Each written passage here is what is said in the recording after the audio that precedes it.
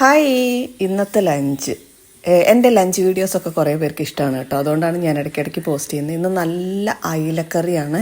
അയിലയും മാങ്ങയും കൂടെ തേങ്ങാപ്പാൽ ഒഴിച്ച് വെച്ച കറി. പിന്നെ ഇത് തീയലാണ് ഇത് കേട്ടോ. ഇത് പാവയ്ക്ക തീയലാണ്. നല്ല വെള്ളപ്പാവൽ, കയ്പ്പ് കുറവാണ് വെള്ളപ്പാവലിന്. അപ്പോൾ വെള്ളപ്പാവൽ തീയിൽ വെച്ചേക്കുന്നതാണ്. എനിക്ക് വറുത്തരച്ച കറികളൊക്കെ വലിയ ഇഷ്ടമാണ്.